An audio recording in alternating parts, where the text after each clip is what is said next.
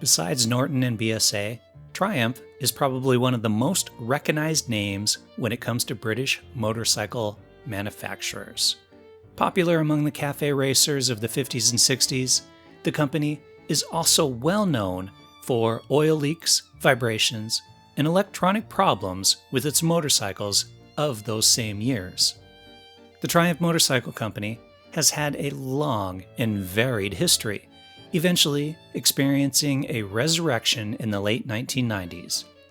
Classic Triumph motorcycles are a well-sought-after collector's item, continually seeing an increase in value for well-maintained and restored models. And the new Triumphs are as popular as ever, with none of the oil leaks, vibrations, and comfort issues that the old models are known for. Triumph's origins begin in 1885, when Siegfried Bettmann, a German immigrant, began importing bicycles as the S. Bettmann & Company Import-Export Agency in London. The S. Bettmann & Company imported German-made bicycles and sewing machines. A year later, Bettmann changed the name to the Triumph Cycle Company, eventually to become Triumph Company Limited. In 1888, Bettmann and his new partner, Maurice Schult, purchased a location in Coventry, where they began producing Triumph-branded bicycles in 1889. It wasn't until 1898 that they decided to begin producing motorcycles, releasing the first model in 1902, which was basically a bicycle with a small engine attached, known as the No. 1. The engine was a single-cylinder, 2-horsepower Minerva imported from a Belgian company. 3 years later, in 1905, Triumph began producing its own motorcycles and a 363cc 3-horsepower engine. The company's motorcycle sales increased quickly, along with race wins at such events as the Isle of Man.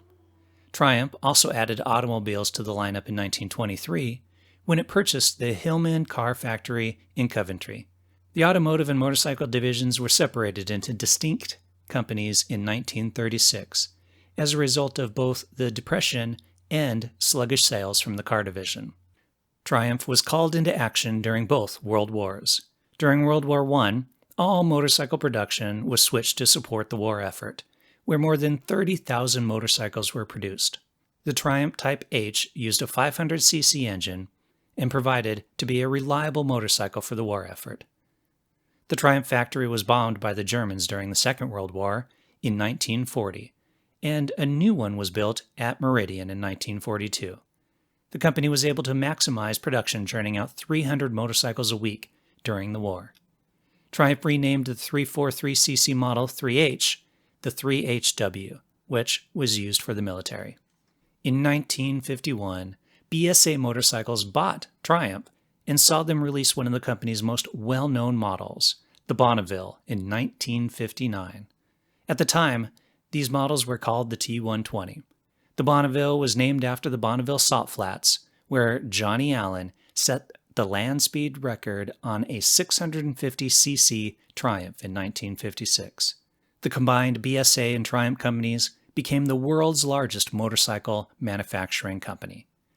With the popularity of the Bonneville and racing success, the company's sales continued to excel.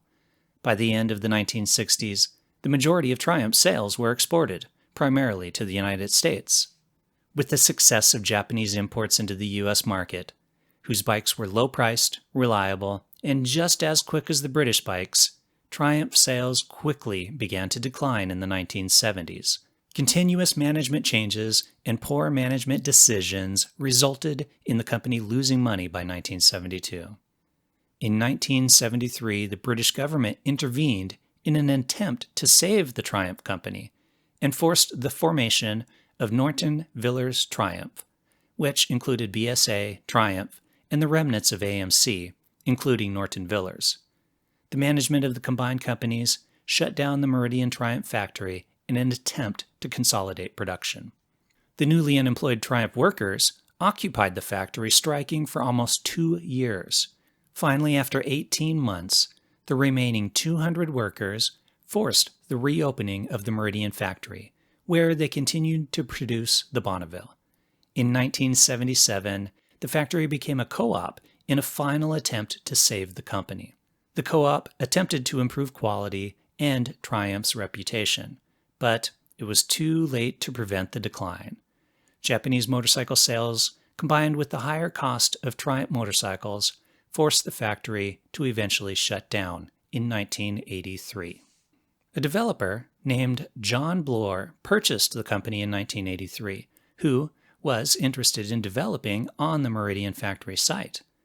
The name lived on with people such as Les Harris, who continued to manufacture parts for the motorcycles, and even manufacturing limited versions of the Bonneville and Tiger through 1988, which were released only to the UK market. John Bloor eventually put together a team of designers who released the first new Triumph in 1990 with a limited production.